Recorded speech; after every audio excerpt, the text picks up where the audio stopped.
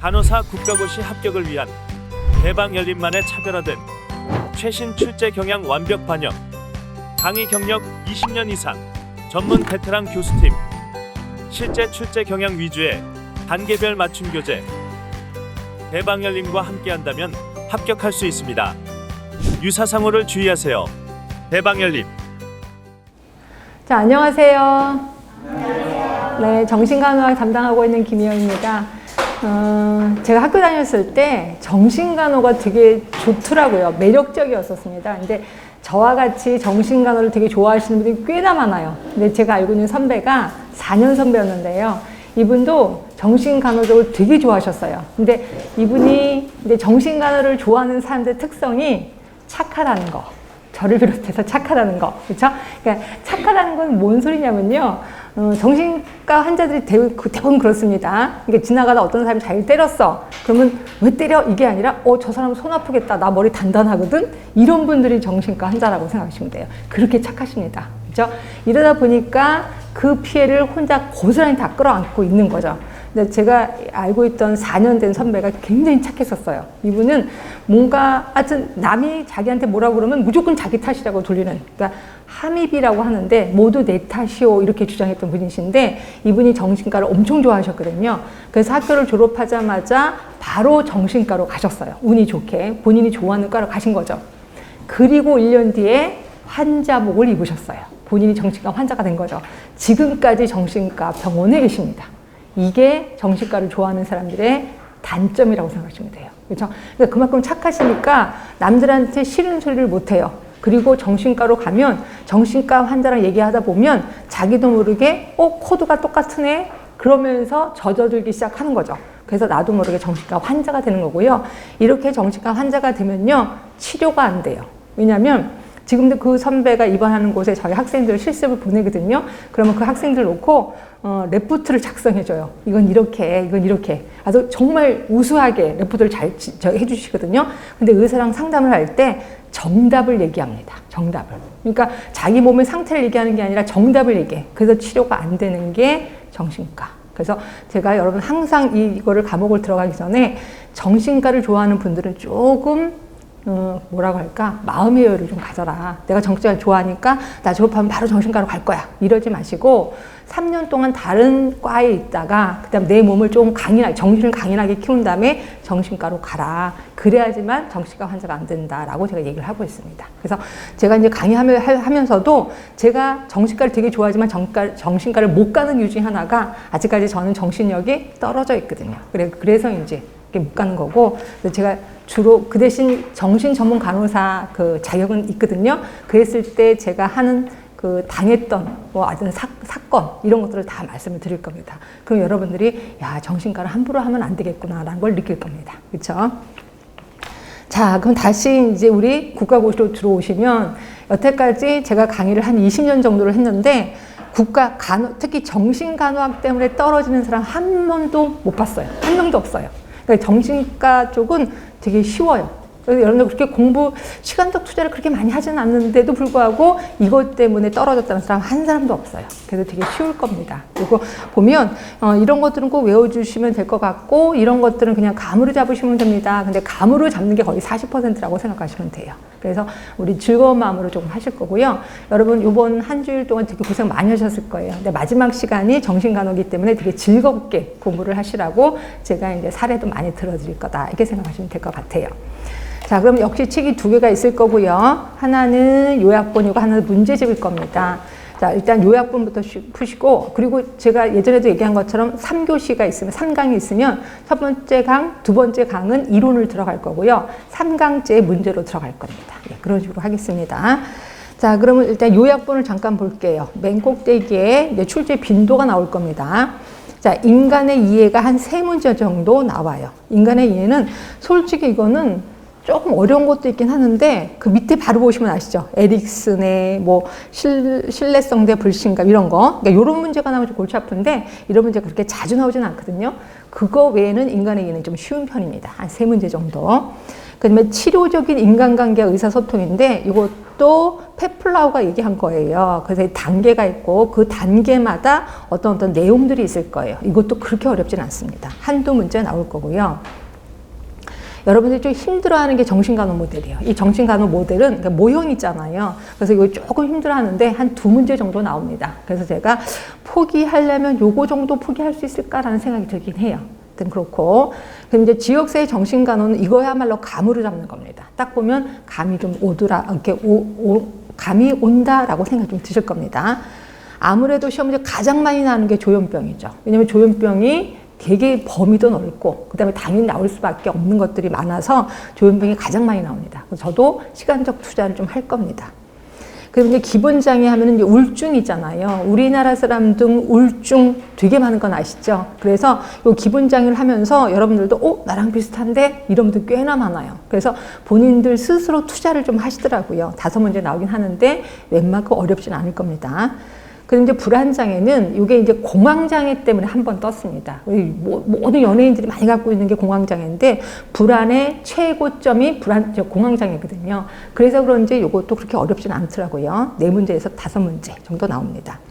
근데 신체형 장애 같은 경우가 거의 안 나왔다가 작년인가 한 번 나왔을 거예요. 그래서 안 나오기도 하고 또 한 번 나오기도 하는구나. 그다음에 인격장애도 그렇게 많이 나오진 않습니다. 한 2문제 정도. 그다음에 정신성장애가 잘 안 나왔거든요. 근데 가끔가다 또 1문제씩 나오고. 이것도 공부하는데 조금 흥미롭게, 이게 좀 흥미로운 반응이 좀 일어나긴 하더라고요.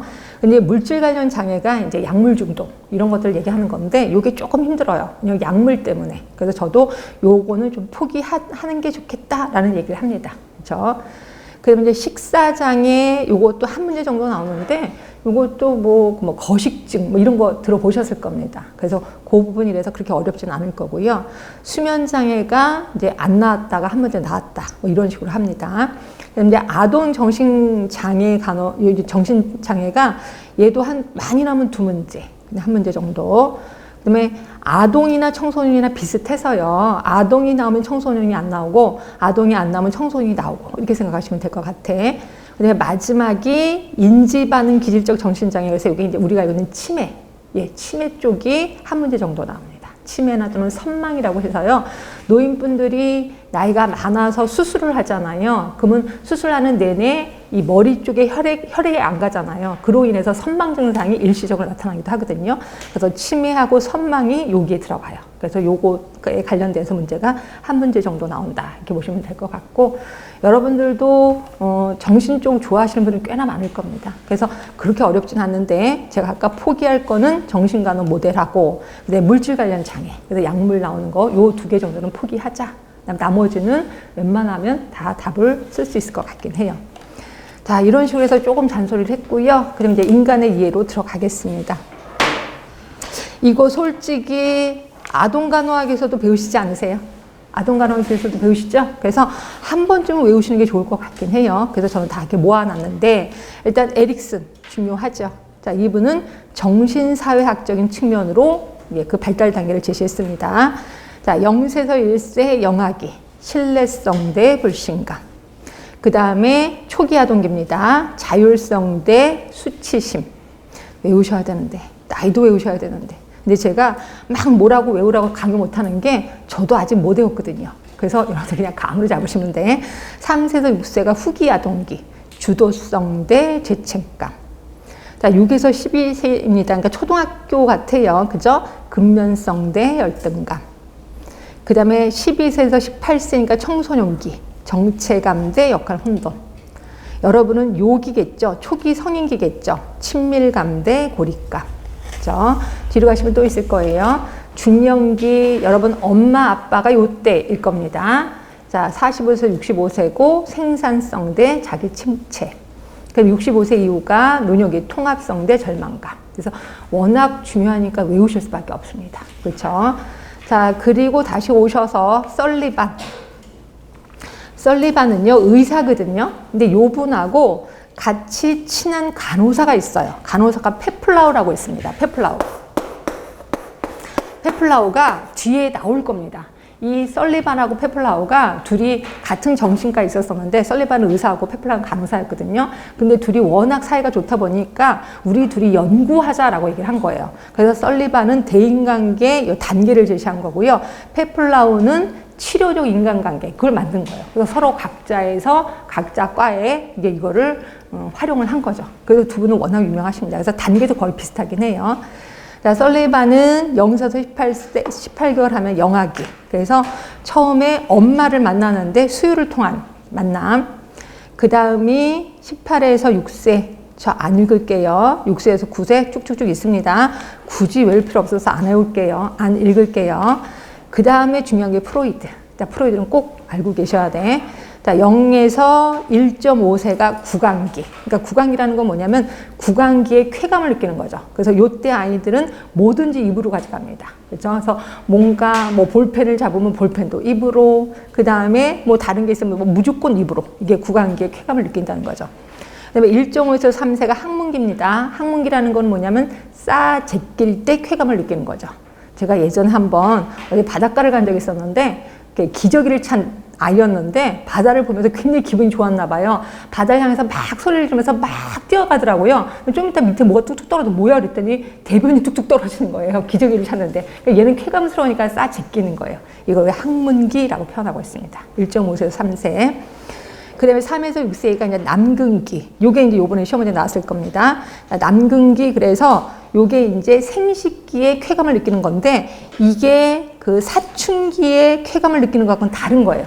그러니까 자기 생식기에 대해서 쾌감을 느끼는데, 그렇다고 성인에서 오는 그 성욕 이런 거는 좀 다른 거고, 이때는 자기 성기를 만지면서 쾌감을 느껴요. 그래서 이런 어떤 아이들은 팬티를 벗고 이불을 뒤집어 쓰고 자기 성기를 슬슬 문댑니다. 이걸 갖고 성인들이 어머 저 좀 봐 어릴 때부터 벌써 까졌어. 그게 아니라 그냥 거기 성기에 쾌감을 느끼는 것 뿐이다. 이렇게 보시면 되고요. 이럴 때 혹시 동성 부모랑 동일시하는 건 아시죠? 왜? 나는 엄마를 되게 내가 그 아들인데 엄마를 되게 좋아하거든. 근데 그 엄마랑 같이 사는 사람이 남자를 봤더니 자기 아빠야. 그럼 아빠랑 똑같이 닮아야 되겠다. 왜냐면 엄마가 좋아하는 사람이니까. 이러면서 동성 부모랑 동일시 현상이 일어나는 게 여기에 남근기. 그래서 남근기 하면은 이런 얘기 들어보셨을걸요. 오이디푸스 컴플렉스, 일렉트라 컴플렉스 들어보셨을 겁니다. 요게 남근기. 그래서 남근기가 시험 문제 나왔었으니까 좀 기억을 해두시고. 그 다음에 7에서 12세, 요게 이제 초등학교인데, 이제 잠복기입니다. 그러니까 모든 곳에 쾌감이 없어요. 쾌감이 없고, 오로지 지적인 행위만 일어나는 게 잠복기라고 보시면 될 것 같고, 12세 이후에는 드디어 성기기. 그래서 이제 성적 요구가 발생이 되는 거다. 이렇게 보시면 될 것 같고, 요건 외우셔야 돼. 그러니까 에릭슨 외우는 것처럼 플로이드도 외워두시는 게 좋습니다. 그다음에 나머지는 나오면 그냥 틀려버리세요. 뭐 이것 때문에 그거 한 문제 어떤 데 나오고 어떤 데 안 나와서 이걸 외우기도 그렇고. 그래서 일단 설명을 드리겠습니다.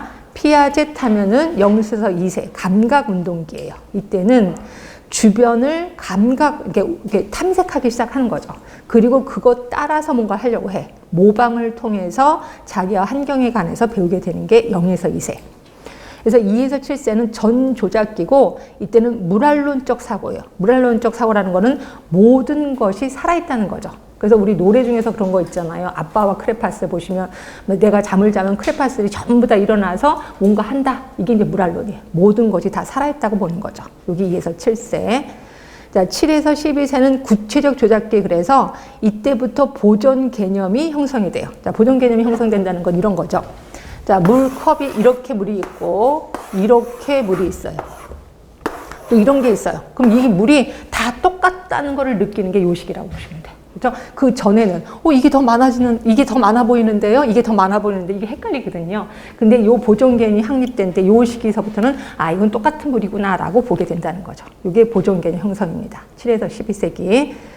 자, 그리고 이때부터 추상적 사고가 시작이 되는 거고요. 자, 12세가 넘어가면 형식적 조작기, 그래서 이때부터 추리 능력이 개발되기 시작됩니다. 그렇게 굳이 외우지 마시고요. 그 다음에 이제 콜베르그. 그래서 전인습적 수준, 이거는 이제 복종 용심. 그래서 말 그대로 엄마한테 혼나지 않으려고 내가 착한 짓을 하는 거죠. 그 다음에 9에서 13세기는 이제 인습적 수준, 그래서 인간 상호 조화 중심. 그래서 인간 상호니까 내 친구. 내 친구에게 잘 보이려고 하게 되는 거죠. 그리고 13세 이후는 후인습적 수준, 그래서 이거는 사회계학. 그래서 우리 사회에서는 이런 짓을 하면 안 돼라는 걸 알게 되는 거죠. 이렇게 굳이 외우지 마시고, 그다음에 말러라는 사람이 이제 분리개별화를 중심으로 정상 자폐기, 말 그대로 자폐기예요. 자폐기라는 건 뭐예요?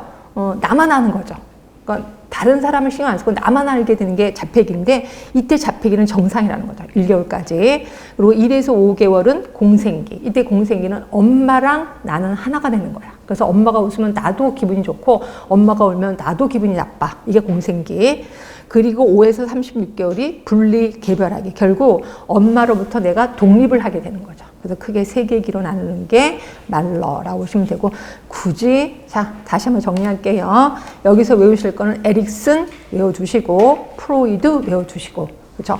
설리반도 외우면 좋겠는데 우리 능력이 안 되니까 일단 포기합시다. 그래서 2개는 좀 외워두시면 좋겠어요. 자, 뒤로 가겠습니다. 이제부터 조금 힘든 방어 기제 하겠습니다. 근데 방어 기제가 문제가 그렇게 많이 나오지는 않아서 제가 일단 최대한 설명을 드리도록 노력을 하는데, 이것도 잘 모르겠다 그러면 포기할 수밖에 없어. 근데 모든 방어 기제를 다 포기하면 안 돼. 여기서 헷갈리는 방어 기제가 있거든요. 이거를 제가 설명을 드릴 텐데, 설명을 해서 이해가 되면 하시면 되고, 이해가 안 되면 너무 속상해 하지 마세요. 어떤 분은 막 작년인가 재작년인가 어떤 분은 막 울면서 너무너무 약올로 돼. 이게 왜 이렇게 이해가 안 되고 약올로다. 그래서 제가 그냥 포기하세요 라고 표현했거든요. 그러니까 모든 걸 포기하는 게 아니라 이해되는 것만 포기를 하시라는 거죠. 왜냐면 문제가 그렇게 자주 나오지는 않는데 한 문제 정도는 계속해서 나오거든요. 근데 한 문제 안에 이런 모든 것들이 다 들어가 있어요. 이러다 보니까 어떤 걸 눈에 딱 보이기 때문에 정답 고르는 데는 별 이상은 없을 거예요. 그렇죠? 그래서 좀 보시면 되는데, 일단 볼게요. 방어 기제는 왜 언제 생기냐면 불안이 발생했을 때, 우리 불안해 이랬을 때 인간의 행동은 2개예요. 첫 번째는 그 문제를 해결하려고 노력을 합니다. 그 다음에 2번째는 나 이거 문제 해결 못할 것 같아. 방어 기제를 사용한다는 거죠. 결국 방어 기제를 사용한다는 거는 이 사람이 불안하구나 라고 보시면 돼요.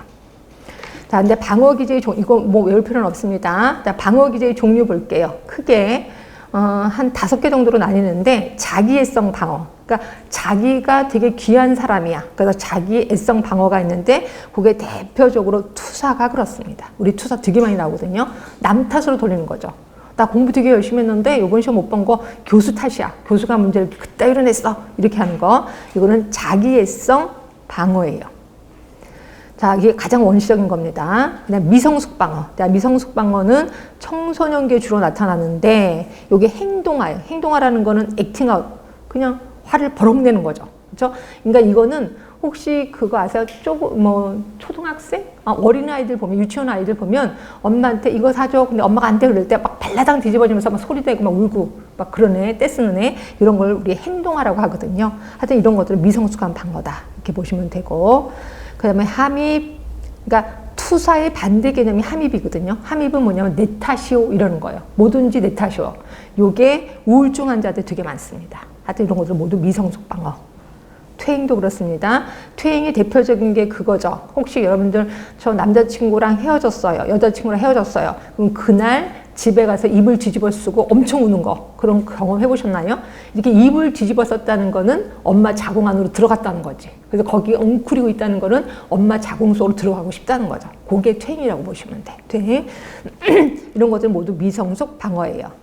그 다음에 신경직적 방어가 이제 보시면 뭐 억압, 반동형사, 우리 그거 다 배우실 겁니다. 좀 이따가 격리 취소, 이런 것들이 신경증적 방어구나. 자, 성숙된 방어가 이타주의, 금욕주의, 유머, 승하, 이런 것들이 성숙된 방어구나. 기억해 두시면 돼요. 근데 기억할 필요도 없어요. 일단 하여튼 방어 기제 종류 이렇구나. 이렇게 보시면 되고요. 이제부터 방어 기제 하나하나 들어가겠습니다. 자, 부정이요. 의식적으로 용납할 수 없는 생각을 회피하는 거야. 이거 어디서 많이 일어나냐면 암 환자한테 많이 일어납니다. 내가 병원에 갔는데 조금 안 좋아서 갔더니 의사가 진찰해 보더니 암이래. 응? 내가? 말도 안 돼. 무슨 내가 암이야. 이러면서 다른 병원 돌아다니는 거죠. A라는 병원 갔다 B라는 병원 갔다 계속 병원 쇼핑을 하는 거예요. 이게 부정입니다. 부정. 그러니까 부정하면은 암 환자 딱 생각하시면 돼. 그다음에 투사. 별표 좀 몇 개 치셔야 돼. 투사. 시험지 자주 나오니까. 그러니까 개인이 원하지 않거나 불쾌한 감정을 다른 사람의 탓으로 돌리는 거야. 결국 투사는요, 기본적으로 화가 나 있어. 내가 되게 열심히 했거든? 근데 교수가 문제 있다 이러냈어. 교수 탓이야. 이러면서 이제 내 화를 남한테 돌리는 거죠. 이게 투사라고 보시면 돼. 퇴, 아까 얘기를 했습니다. 퇴, 줄 안 치고 넘어갈게요. 승하. 자, 승하는 말 그대로 수용 가능한 방향으로 바꾸는 거죠. 그래서 대표적인 게 키 작은 사람, 작은 고추가 맵다. 이런 얘기 들어보셨을 거예요. 그래서 키가 작은 사람이 그거를 보충하기 위해서 농구선수가 되는 거죠. 뭐 점프를 많이 하는 거죠. 이런 것들을 우리 승하라고 보는 거고요. 행동하 하면 이거는 즉각적으로 행동으로 표시하는 거. 그래서 대부분 정신과 환자들이 액팅아웃을 많이 합니다. 그렇죠? 막 불안하고 이럴 때 막 뭐 책상을 집어 던진다거나 또 남을 때린다거나 이걸 행동하라고 표현하고 있어요. 이게 중에서 중요한 거 투사입니다. 나머지 또 모르시면 안 돼요. 그렇죠? 지금 만약 이해가 안 되는 게 있어. 그럼 저한테 슬쩍 손 드셔야 돼. 이해가 안 됩니다. 자, 이해가 되셨다면 바로 밑에 퀴즈가 있을 거예요. 정답 없습니다. 같이 하면서 여러분이 불러주시면 돼요. 자, 첫 번째 보시면 간암 말기라는 진단을 받은 환자가 이 진단을 인정하지 못하고 다른 병원에 가서 다시 검사하러 가는 것, 이게 뭘까요? 부정. 옳지, 부정입니다. 자, 두 번째, 시험 점수가 나쁜 학생이 열심히 공부하지 않아서 점수가 나쁜 것이 아니라 교수가 이상한 문제를 출제했기 때문에 라고 투덜대는 것, 이게 뭘까요? 이게 투사예요. 근데 이런 경우도 있죠. 나 시험 못 봤어. 시험이 인생의 전부는 아니야. 나 이렇게 살래. 이런 것도 있죠. 그건 뭐예요? 그게 뭘까요? 아니야, 그 승하 아니에요. 아직 안 배웠어요. 그게 합리화예요, 합리화. 그렇죠? 그래, 나 시험 못 본 게 인생의 전부는 아니야. 이렇게 하는 게 합리화야. 근데 여기는 교수 탓을 한 거예요. 이런 게 투사입니다. 자, 세 번째입니다. 소변 가리기 훈련이 다 끝난 어린이에게 동생이 태어나면서 다시 바지에 오줌을 싸네요. 뭘까요? 퇴행입니다. 퇴행. 자, 네 번째입니다. 중년기의 여성이 그가 갈망하는 사랑을 방향을 바꿔서 애완동물을 즐겁게 해주는 현상. 이게 뭘까요? 아, 이게 승하네. 승하. 그렇죠? 이거는 좀 알고 계신 게 좋겠다. 자, 정신과 병동에서 흔히 볼 수 있는 환자들의 모습, 행동화. 자, 이렇게 해서 우리 5개 했고요. 그 다음에 또 하겠습니다. 억압하고 억제 꼭 비교를 하셔야 돼. 2개 비교표 써야 돼요. 자, 억압은 위협적인 충동이나 생각을 의식 바깥으로 밀어내는 건데요. 이거는 억제도 마찬가지야. 밀어내는 건데 무의식적인 게 억압이야. 자동적인 방어기제. 그러니까 내가 생각해서 하는 게 아니라 무의식적으로 바깥으로 내보내는 거야. 그런데 비해서 억제는 의식적으로 내보내는 거야. 의식적이야. 내가 의식을 하고 있는 게 억제예요. 어떻게 외우지? 이거 2개 헷갈리거든요. 억압하면 무의식입니다. 억제하면 의식. 혹시 여러분들 해부학에서 시체 해부 해보셨나요? 혹시? 안 해보신 학교도 저는 해부를 했거든요. 근데 해부를 했는데 맨 첫날도 지금도 기억을 못 하는 게 딱 갔어요. 시신이 딱 있는데 일단 해부 시체라는 것 때문에 되게 끔찍했거든요. 근데 냄새가 엄청나요. 냄새가 딱 갔는데 막 계속 그것만 집중해서 보는 거예요. 이게 내부 장비를 딱 열어놨고 장기만 계속 보는 거예요. 다른 데 하나도 안 보이게. 이게 의식적이라고 보시면 돼. 의식적으로 그것만 보는 거예요. 너무 무서우니까. 그렇죠? 또는 그런 것도 있잖아요. 밤중에 공동묘지를 지나는데 너무 무서워. 그럼 가면서 내가 막 노래를 크게 부르면서 막 갈 겁니다. 이런 거는 의식적인 행위라고 보시면 돼. 억압이야, 억제야? 억제지. 의식이 억제입니다. 억압은 무의식적인 거다. 이렇게 보시면 되고요. 하여튼 이 자리에서 어떻게 쓰는지 외우셔야 돼. 억압하면 무의식, 억제하면 의식. 이렇게 외우시면 되고. 근데 합리화, 아까 제가 얘기했을 거예요. 개인이 사회적으로 용납되는 그럴싸하고 수용할 수 있는 이유로 감정을 정당하는 거지. 그래서 아까 말한 대로 시험 못 봐. 그러면 꼭 시험 성적이 행복의 순서는 아니야. 이러면서 이렇게 얘기를 하는 거죠. 그렇죠? 그리고 심포도 얘기도 들어보셨나요? 포도가 있는데 뭐 여우가 그걸 따먹으려고 계속 했는데 못 따먹어. 그러면 가면서 뭐라 그래? 저 포도 분명히 신포도일 거야. 뭐 이렇게 얘기하는 거죠. 이걸 우리 합리화라고 표현하고 있습니다. 가장 흔히 사용하는 방어기제. 가장 흔히 요거 합리화의 가장 큰 게 저는 그 소확행이라고 생각이 들어요. 소확행. 소소하지만 행복한 거야 이러면서 우리 하잖아요. 그것도 일종의 합리화다 이렇게 생각이 듭니다. 그럼 이제 주지화. 지식화. 이거는 자, 개인의 정서나 감정을 지적 영역으로 이동시켜서 정서적 불편을 제거하려는 기제를 주지화라고 해요. 그러니까 예를 들어서 말도 안 되게 엄마가 돌아가신 거예요.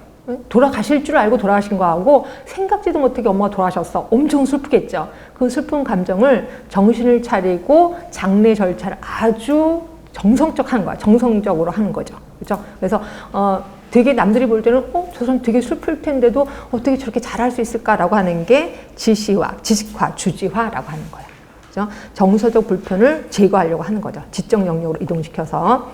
그러면 대리 형성은 말 그대로 대리. 그래서 욕구 불만으로 생긴 긴장을 감수하기 위해서 원래 대상과 비슷한 그리고 동시에 사회적으로 용납되는 다른 대상으로 바꾸는 거죠. 그러니까 꿩 대신 닭이라는 얘기 들어보셨을 거예요. 꿩 대신에 닭을 먹어야 되겠다. 이게 대리 형성이라고 보시면 됩니다. 그렇죠? 자, 퀴즈 들어갈게요. 한밤중에 공동묘지를 지나면서 무서운 생각이 떠오를 때 그런 생각을 하지 않으려고 큰 소리로 노래 부르는 현상, 네? 억제지. 억제. 그런 생각을 하지 않으려고 했잖아. 그러니까 이거는 의식적인 거죠. 억제입니다. B학점의 시험 결과를 바꿔서 건강하고 B학점을 받는 것이 A학점을 받고 일찍 죽는 것보다 훨씬 좋다고 생각하는 현상? 합리화. 맞아요. 근데 A학점을 받으면 일찍 죽어요? 그렇진 않을 거예요. 하여튼 이건 합리화. 자, 8번. 가족의 죽음을 당해서 참을 수 없을 만큼의 고통을 참으면서 침착하고 논리적인 방법으로 장례 절차를 따르는 것. 이게 지식화예요. 지식화.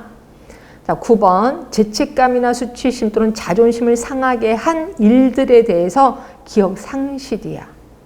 나를 자존심을 상하게 하는 사건이 있는데 그 사건이 기억이 안 나.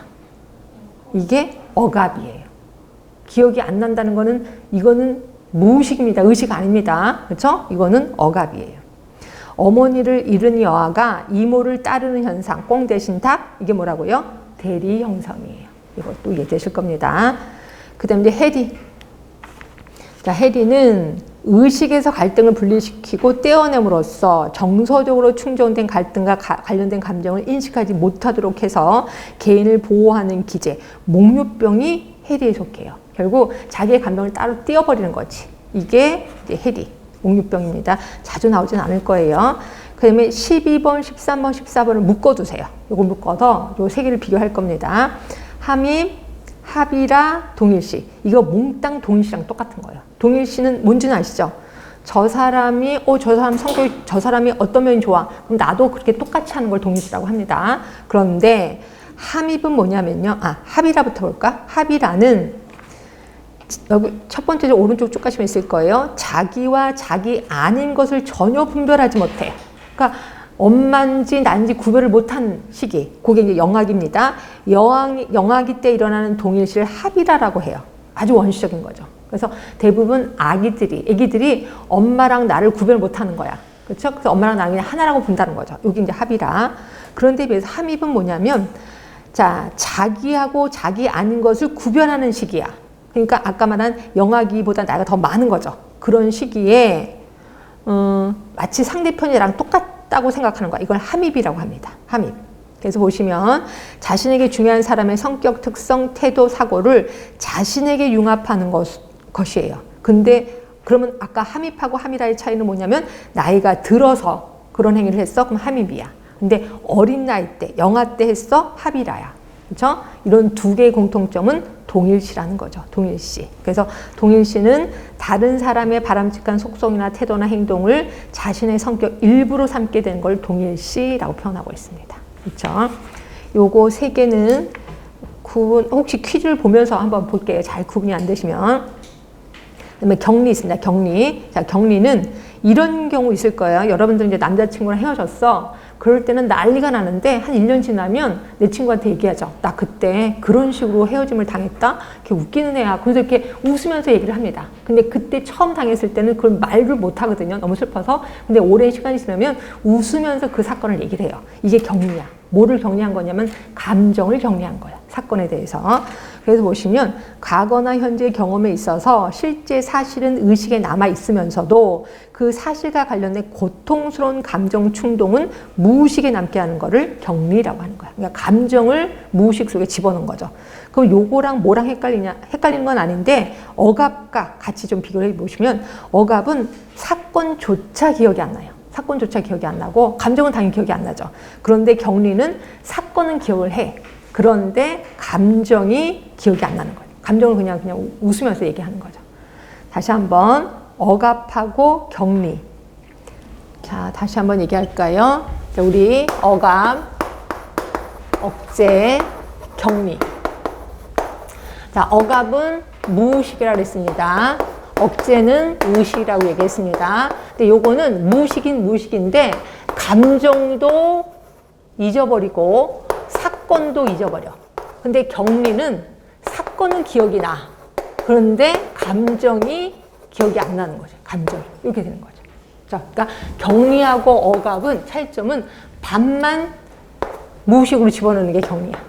이제 감정만. 근데 이건 두 개 다 무의식에 집어넣는 걸 우리 억압이라고 하고 있습니다. 그래서 이 세 개를 또 같이 구분해서 하시는 것도 좋아요. 그러니까 지금 문제는 단어를 자꾸 외우셔야 돼. 단어를 외우지 않으면 나중에 가면 또 헷갈려. 그게 뭐지? 이러면서 이렇게 되는 거죠. 자, 볼게 퀴즈입니다. 어린아이가 어머니가 웃으면 자기가 웃는 줄 알고 자기가 좋아하는 줄 아는 상태 어린아이입니다. 그러니까 동일시는 동일시인데 어린 나이 때 하니까 뭘까요? 합의라가 되는 거죠. 합의라. 자, 12번째입니다. 사랑하는 남편이 죽은 뒤 홀로 된 과부가 남편이 현실에 있는 것처럼 여기면서 매사에 처신하는 경우. 그래서 남편이 분명히 죽었는데도 불구하고 밥을 꼭 남편 밥을 같이 뜨는 거지. 그렇죠? 그리고 남편 수저도 같이 놓고 밥도 같이 먹는 것처럼 자꾸 하는 거예요. 이게 뭐냐면 함입이에요. 함입. 아까 분명히 나하고 남을 구분할 수 있는 나이라 그랬습니다. 그러니까 남이 볼 때 이상한 거예요. 지금 왜 저러지? 이렇게 보는 거죠. 이게 함입. 자, 13번째 보시면 초등학교 1학년 학생들이 담임 선생님의 걸음걸이나 글씨체를 그대로 닮아가는 거. 이게 뭐냐면 동일시죠. 동일시. 그러니까 이거를 좀 구분을 하셔야 돼. 그러니까 12번 같은 함입은 약간 이상해요. 남들이 볼 때 약간 이상하다 왜 저럴까 하는데 13번 동일시 같은 경우는 아이고 선생님 되게 좋아하시나 보다 선생님이랑 똑같이 행동하네 이렇게 얘기하는 거죠. 자, 지킬 박사와 하이드 혹시 아시죠? 낮에는 지킬 박사인데 밤에는 이상한 하이드로 바뀌잖아요. 이게 뭐예요? 해리예요. 해리. 15번째입니다. 너무 억울한 일을 당한 사람이 처음에는 그 일을 생각하면서 울거나 욕을 하지만 일정 기간이 지나면 내가 예전에 이런 일도 당했다라고 감정을 썩지 않고 사실만 얘기한다. 뭘까요? 이게 격리예요. 격리. 그 다음에 이제 반동 형성입니다. 자, 반동 형성은 수용할 수 없는 감정이 억압되고 있는 동안에 개인이 다른 사람의 상황이나 사람에 대해서 통상적으로 기대하는 것과 반대되는 감정 행동을 표현하는 거야. 그러니까 내가 그 사람 되게 미워하거든요. 그런데 그 사람 앞에서 나 그 사람 되게 좋아. 그 사람 정말 좋아. 라고 얘기하는 거죠. 반대로 얘기하는 거예요. 이걸 반동 형성이라고 표현하고 있습니다. 여러분도 그러지 않으세요? 이걸 미운 놈 떡 하나 더 준다 이렇게 생각하시면 돼요. 밉지만 떡 하나 더 주는 거죠. 이 반동 형성. 그다음에 전치입니다. 전치는 내가 이거를 되게 싫어해. 근데 그 사람한테 나 당신 싫어요 라고 얘기할 수 없어. 그러면 조금 쉬운 대상에게 얘기하는 거죠. 그치? 그러니까 내가 이거를 동에서 뺨 맞고 서에서 화풀이 한다 이렇게 보시면 되죠. 동쪽에서 내가 뺨을 맞았어. 근데 서쪽에서 화풀이를 하는 거죠. 이걸 우리 전치라고 표현하는 거고. 취소. 자, 취소는 내가 했던 행동을 취소하는 겁니다. 그러니까 예를 들어서 내가 남편하고 엄청 싸웠어요. 남편한테 욕도 엄청 많이 했거든요. 근데 그 다음날 너무 미안한 거야. 그러면 남편한테 슬쩍 꽃다발을 주는 거죠. 이건 거꾸로 하나? 남편이 그 아내한테 꽃다발을 주는 건가? 하여튼 이거를 취소라고 하는 거예요. 내가 했던 행동을 취소하는 겁니다. 취소. 상징화. 자, 상징화는 이거는 정신과한테 되게 많아요. 그래서 특히 빨간색을 피라고 막 얘기하면서 되게 무서워하고 검은색을 뭐 죽음이라고 생각해서 되게 싫어하고 이런 것들을 우리 상징화라고 표현하는 거고요. 여러분들은 혹시 나중에 여러분들이 혹시 실습 갈 때 지역사회에서 방문 가나요? 방문 같은 거 할 때 교수님들이 그러시지 않으셨어요? 검은색 입고 다니지 마라. 이게 혹시 들으셨어요? 못 들으셨어요? 검은색을 입고 들어가잖아요. 그럼 할머니, 할아버지들은 학생이 2명이 가잖아. 근데 검은색을, 둘 다 검은색을 입고 딱 들어와. 그럼 뭐라고 생각할까요? 저승사자라고 생각을 해요. 그래서 할머니들, 저승사자가 왔나 보다. 이게 된다는 거죠. 그러니까 검은색은 저승사자라고 생각하는 게 모두 상징하라고 보시면 돼요. 상징하. 자, 그러면 뒤로 갈게 또. 얘도 조금 지루하신가? 이제 별로 안 남았어요. 전환하고 신체화가 있어요. 이 2개 좀 구분합시다. 전환, 신체화.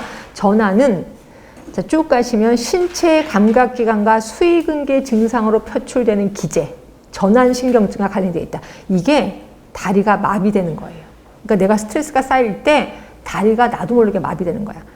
벌써 몇 년 됐나요? 지금 그분이 지금 7급인데 그분이 이제 학교를 졸업하고 저를 찾아온 거예요. 근데 찾아와서 이제 얘기를 하는데 자기가 이제 병원에 갔대요. 뭐 당연히 큰 병원에 갔겠지. 근데 자기는 병원 생활이 너무 좋았대요. 좋았는데 갑자기 아침에 딱 일어났는데 다리에 힘이 풀리더래요. 근데 걷는데 자꾸 넘어지더라는 거예요. 이러지? 왜 이러지? 내가 뭐 뭘 덜 먹어서 그런가?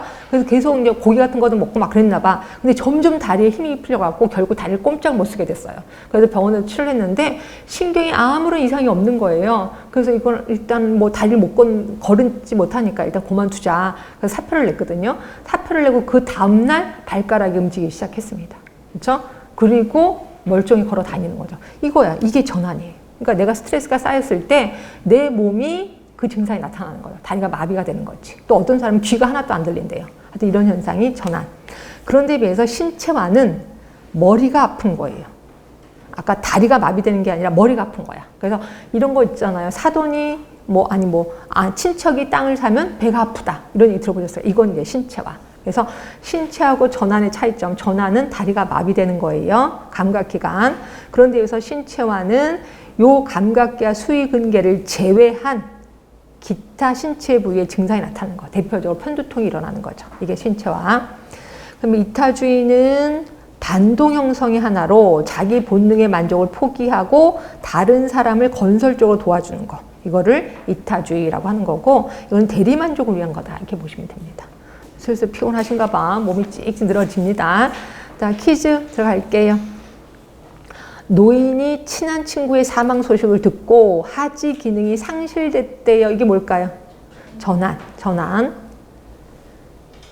자, 17번째입니다. 미운 자식에게 떡 하나 더 딱이 아니야. 오타가 났어. 떡 하나 더 준다. 뭘까요? 미운 자식이 떡 하나 더 주는 거. 반동 형성. 자, 18번째입니다. 다른 사람을 건설적으로 도와줌으로써 대리만족을 하는 현상, 이게 이타주의. 자, 19번째, 강박 충동장애를 가진 대상자가 반복해서 손을 씻거나 청소하거나 확인하는 거, 얘는 꼭 알아야 되는데, 반복해서 손을 씻는 거, 이게 취소예요. 아까 꽃다발 주는 것도 취소지만 계속 반복해서 손을 닦아, 이것도 취소예요.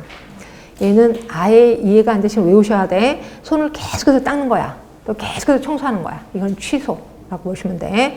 사촌이 눈을 삼 배가 아프다. 뭘까요? 신체화. 자, 21번입니다. 종로에서 뺨 맞고 한강에서 눈 흘리기. 전치. 그 다음에 정신증 환자들은 종종 붉은색은 피나 죽음을 나타낸다고 한다. 이게 상징하. 네, 그렇게 해서 이거는 뭐 자꾸 외우셔야지. 단어를 좀 기억을 해두시는 게 좋습니다.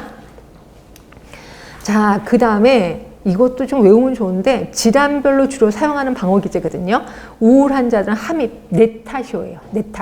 네타쇼 하니까 우울증이 일어날 수밖에 없죠. 그런데 비해서 반대 편집증은 투사야. 꼭 남 탓이야. 네가 잘못해서 그렇지 이렇게 보는 거죠. 얘네 둘은 짝을 져서 의식이 좋아. 우울장애 함입, 그 다음에 편집증 투사. 그다음에 공황장애가 억압입니다. 억압, 무의식입니다. 제발. 공황장애 억압. 신체화장애 하면은 전환. 신체화장애가 뭔지는 아시나요? 아까 말한 대로 다리 마비되는 거예요. 이게 신체화장애인데 이게 전환, 방어기를 사용한 겁니다. 억압, 투사까지 해당이 돼요. 자, 강박 충동장애, 아까 계속해서 손 닦는 거. 취소입니다. 취소. 격리, 반동 형성. 이 중에서 몇 개라도 좀 알고 계시면 좋은데. 그 다음에 공포장애, 불안. 이게 전치 상징하예요. 그래서 계속해서 질환별로 주요 사용하는 방언 기제가 시험 문제 거의 단골로 나오거든요. 이거 매번 뭐 한 번은 우울장애가 시험 문제 나오고 한 번은 공황장애가 시험 문제 나오고 이런 식이거든요. 그러니까 이런 식으로 좀 기억을 해두시는 게 좋을 것 같아요. 자, 그 다음에 신경계로 들어가는데 제가 이제 그거 하나만 알려드릴게요. 이제 예를 좀 들어드릴게요. 여러분들이 그러니까 정신과의사랑 얘기하다 보면 어떤 때 이래요. 이 사람이 왜 정신과에 왔지? 나랑 비슷한데? 이런 경우가 있어요. 근데 그게 차이점을 알아야 내가 이제 정신과한테 끌리지 않는데 한번 여러분도 얼마나 그 능력이 있는지 한번 볼게요. 제가 이제 알고 있는 남자분이셨는데 이제 대화를 하다 보니까 자기가 이제 군대 얘기를 되게 좋아해요. 정신과 환자들도 남자들은 특히 군대 얘기 되게 좋아하거든요. 근데 군대 얘기를 했어요. 자기가 군대에 있을 때 통신병이었대요. 그 통신병인데 통신병 아무리 텔레비에서 보면 되게 무거운 거 뒤에 들고 다니잖아요. 되게 막 그게 거의 한 5kg 정도 되는데 그걸 물 메고 다니면서 전화기 같은 걸로 막 통신보안 이렇게 한다는 거예요. 그래서 저도 통신보안이라는 말을 여보세요 대신에 통신보안을 한다는 걸 알고 있었거든요. 근데 그래서 맞구나. 그러면서 이제 대화를 시작했어요. 근데 이게 하도 무거우니까 요새는 이제 과학이 발달하다 보니까 이게 축소가 됐다는 거예요. 그것도 이해되시죠? 축소가 됐겠구나. 근데 이게 점점 축소가 돼서 이제 카드 하나로 바뀌었다는 거예요. 그래서 제가 진짜요? 너무 신기하다. 카드 하나 정도 사이즈 바뀌었다는 거예요. 근데 자기가 그거를 이제 카드를 딱 받았는데 이걸 뜯어보고 싶더라는 거예요. 혹시 여러분은 신용카드 뜯어보셨어요? 저는 뜯어봤거든요. 뜯어봤는데 딱 뜯어보면 회로가 나오고 칩이 조금 있어요. 근데 내가 뜯어봐서 아는데 그 사람도 그러는 거예요. 회로가 있고 칩이 있다는 거예요. 그래서 나도 그거 뜯어봤는데 맞다. 그래서 계속 대화가 되잖아요. 그래서 괜찮다고 막 그랬는데 자기는 그래서 카드조차 들고 다니기 귀찮아서 그 칩을 띄었대요. 그리고 귀에다 집어넣었대요. 귀에다 집어넣어서 지금도 군대 부대에서 그 통신 내용을 다 알 수가 있대요. 어디까지가 상상이에요? 어디까지가? 얘기해 보세요. 칩? 응? 금방 아는구나. 카드 만드는 것부터. 지금도 계속 무거운 거 들고 다닌대요. 그래서 저는 카드 만드는 거는 다 했었어요. 그리고 여기 칩 떼어서 귀에다, 거기서 제가, 여기는 아니다라고 했는데, 제가 그래서 무서워서 정신과를 못 가는 겁니다. 환자랑 얘기해보면, 왜 이 사람이 정신과 환자지? 나랑 똑같은데? 그래서 못 가는 거죠. 그래서 정신과 환자 얘기를 좀 잘 들어요. 나중에 또 한 번 얘기해 볼게요. 여러분은 그래도 금방 하시네. 자, 그러면 일단 신경계 들어갈게요. 요번에 시험 문제 나왔어요. 제가 예전에 이거 쓱 피해갔거든요. 요번에 시험 문제 나와서 할 수 없이 제시합니다. 자, 우리 일단 신경계는 중추신경계 있는데, 그래서 대뇌. 자, 대는 뇌의 가장 큰 부분. 성인 기본에서 다 배우셨을 거예요. 좌반구와 우반구로 나뉘고, 요 두 개가 뇌량으로 연결되어 있습니다. 뇌량은, 그러니까 좌반구, 우반구를 연결하는 게 뇌량이라고 보시면 되고, 박스 안으로 들어갈게요. 뇌량은 옆으로 쭉 가시면 나이가 들수록 양가 세포의 질이 떨어져. 결국 뇌량이 나이가 들면 들수록 쪼그라들거든요. 그래서 노인정신장애랑 관련이 되어 있는 게 뇌량이에요. 자, 전두엽이 어딘 줄 아실 거예요. 앞에 전두엽입니다. 전두엽은 대부분 인간을 인간답게 하는 거죠. 약간 이성, 판단, 이런 거를 하게 되는 거. 즉, 두 번째 줄의 오른쪽입니다. 총체적인 고도의 지적 기능을 수행하는 게 전두엽. 그래서 전두엽에 장애가 오면 사람이 이상하게 바뀝니다.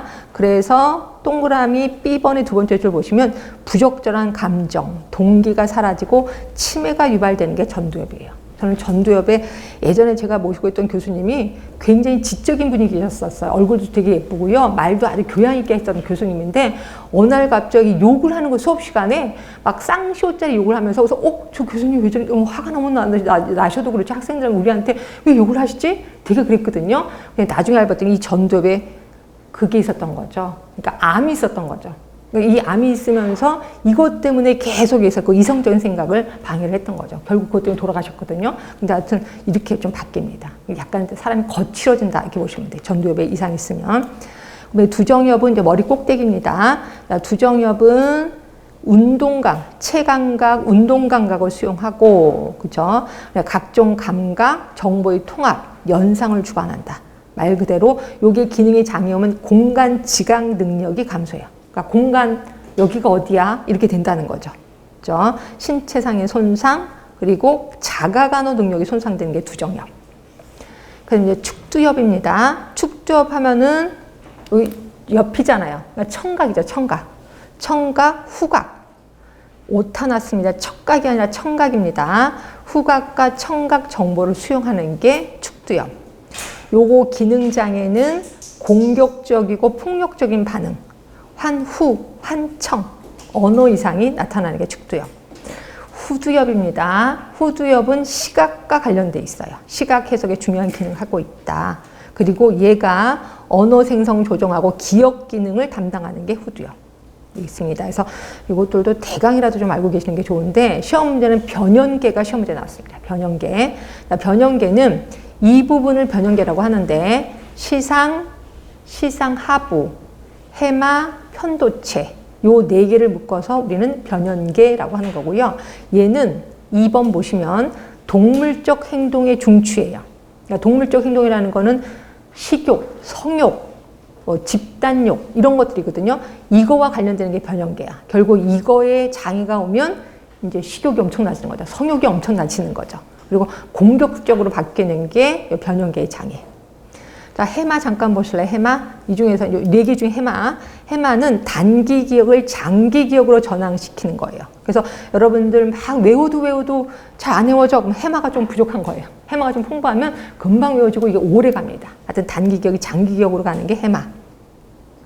근데 여기는 알코올 중독이나 알츠하이머 질환에서는 해마의 변성이 일어난다는 거죠. 그래서 기억을 잘 못해. 우리 치매 환자들, 알츠하이머 환자들 보면 기억 못 하잖아요. 제가 이거 볼펜입니다. 그리고 한 몇 분 있다가 제가 뭐라 그랬어요. 그러면 그걸 또 기억을 못 하거든요. 하여튼 요게 해마가 문제가 있어서 그렇다 하시면 되고. 그래서 이제 편도체. 편도체는 성남 감정을 유발한다라고 돼 있고, 간내 시상과 시상하부가 있습니다. 시상은 모든 감각 경로를 받아서 대뇌피의 각 영역으로 연계해 주는 것. 그리고 시상하부, 얘는 호르몬, 식사, 음주 이거와 관련이 돼 있는 거. 하여튼 요걸 묶어서 우리는 변연계라고 하는 거고, 변연계에 문제가 생기면은 사람이 약간 공격적으로 바뀐다. 이렇게 보시면 돼요. 그 다음에 뇌간도 있습니다. 뇌간도 중뇌, 연수, 망삭체, 교. 요 네 개가 뇌간이라고 하는데, 자, 이 중에서 중뇌 기능장애면 틱장애. 뭔지는 아실 거예요. 틱. 추체 외로 증상. 이런 증상이 일어나고, 연수하면 호흡과 관련되어 있습니다. 결국 요것 때문에 심박동, 호흡, 곤란, 그 다음에 기침, 재채기 이런 것들이 나타나는 게 연수. 자, 망상체 보시면 되고, 교도 그냥 보시면 되고요. 그 다음에 손에는 평형감각과 관련되어 있는 건 아실 겁니다. 그렇죠? 그래서 요거 중추신경이 여태까지 문제 한 번도 안 났다가 요번에 시험 문제 나왔으니까 올해도 또 내년에도 또 나올 확률이 있겠지. 그래서 좀 보시면 될 것 같고요. 그러니까 여러분들이 지금 외울 건 아니, 이런 게 꼭 그러더라고요. 언제부터 공부해요? 라고 했더니 그러시더라고요. 첫눈 올 때부터 공부한다고. 맞아? 첫눈 안 오면 어떡할 건데. 제발 미리미리 좀 외우시면 좋은데 여러분도 안 외우셔서 근데 하여튼 여기다가 꼭 써놓으세요. 외우자. 뭐 이건 시험 문제 나왔으니까. 이렇게 해서 나중에 공부할 때 그 외우자라고 쓴 것만 좀 외워두시는 것도 괜찮긴 해요. 지금 좀 외우기 힘드시면. 자, 그 다음에 뇌영상 기술. 이것도 시험 문제 나왔던데 예전에 이걸 어떻게 외우지? CT, MRI 다 들어봤잖아요, 솔직히. 그쵸? 그리고 빔. 이거는 뭐 안 들어보신 분 있을 텐데 CT는 뇌의 구조를 알 수가 있어요. 그래서 두부 손상, 종양의 위치를 아는 게 CT. 뭐 이거는 엑스레이 사진보다 훨씬 더 선명하겠죠. 방사선 사진보다. 이것보다 더 선명한 게 MRI이긴 해요. MRI는 얘는 자, 뭐 MRI 찍어보신 분 있어요? 혹시? MRI 찍으면 다닥다닥 소리 나고 막 이상한 거 막 하잖아요. 하여튼 그거를 MRI라고 하는데 여기에는 그러니까 종양, 알츠하이머형 치매, 비대된 뇌실, 그 다음에 백질 변화 이런 것들을 볼 수 있는 거. 결국 뇌의 활동을 보여주는 게 MRI. 뇌의 활동을 보여줍니다. 구조뿐이 아니라 활동까지. 빔이 뇌의 활동, 기능을 보여주는 거고요. 나머지는 좀 읽어보셨으면 좋겠습니다. 계속 읽다 보니까 여러분 슬슬 졸기 시작해서. 그러니까 제가 약간 약점이 있는데요. 제 약점이 뭐냐면 여러분이 잘 따라오면 미친 듯이 강의를 해요. 근데 여러분이 졸잖아요. 한두 사람이 조는 건 상관이 없는데 다 졸잖아요. 제가 당황하기 시작합니다.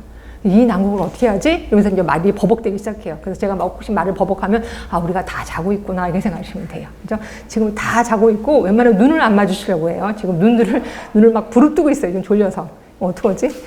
자, 하여튼 제가 안 읽고 넘어가는 거는 안 중요해서가 아니라 중요하긴 한데 여러분 좋을 것 같아서 여러분 읽어보시면 알 것 같아서 그냥 넘어가는 겁니다. 그다음에 뒤로 가시면 페트도 있어요. 페트. 자, 페트는 얘도 조현병, 정신분열증, 양극성장애, 노인성 치매, 자폐증 이런 것들을 알 수가 있는 거고요. 스펙 있습니다. 얘는 마지막 줄에 있네. 알츠하이머병의 진단이 중요한 게 스펙이에요. 알츠하이머병. 예, 그렇게 해서 이런 것들도 다 공부하면 좋은데 힘들면 그냥 슬쩍 넘어가도록 할게요. 그 다음에 이제 신경전달물질. 저는 왜 신경전달물질이 왜 시험 문제 안 나오는지 몰라요. 이게 시험 문제 왜 안 나오나 몰라요. 이거 좀 되게 중요하거든요. 신경전달물질은 도파민, 노아에피네프린, 세로토닌, 아세틸콜린, 가바. 그래서 제가 앞자만 따서 어떻게 했냐면 도노세아가 이렇게 외웠어요. 도노세아가. 그죠? 그럼 이것만 딸랑 외우면 되나요? 죄송하지만 증가했을 때, 감소했을 때. 이걸 좀 아셔야 돼. 도파민은 증가되면 조현병이에요. 증가되면 조현병 또 있네. 노아에피네프린. 결국 도파민이나 노아에피네프린, 그 밑에 세로토닌은 증가되면 조현병을 유발시켜요. 자, 그런데 비해서 감소시키면 우울증입니다. 우울증. 도파민, 노아에피네프린, 세로토닌 다 우울증이에요. 그래서 특히 세로토닌은요, 이거는 이제 햇볕을 많이 받으면 이게 제가 알기로 이게 그걸 거예요. 행복 신경전달 물질로 알고 있어요. 그래서 이걸 많이 받으면 행복해진다. 근데 이걸 못 받으면 우울해진다. 특히 겨울 같은 데 햇볕을 못 받으면 되게 우울해지는 게 세로토닌이라고 보시면 될 것 같고요. 그러면 아세틸콜린 보시면 알츠하이머형 치매. 알츠하이머형 치매. 가바는 조현병은 조현병인데 감소됐을 때 조현병이에요. 아까 증가됐을 때 조현병인 게 있고 가바는 감소됐을 때 조현병. 이렇게 해서 얘는 좀 외워주시는 게 좋고요. 아직까지 안타깝게 한 번도 시험 문제 나온 적은 없어요. 이게 증가됐을 때, 감소됐을 때. 근데 이게 좀 언젠가는 나올 겁니다. 좀 신경 써주시면 되고 조금만 쉬셨다가 그냥 조금 더 어려운 거 할 겁니다. 쉬는 시간 동안에 머리를 좀 비워주시는 게 좋을 것 같아요.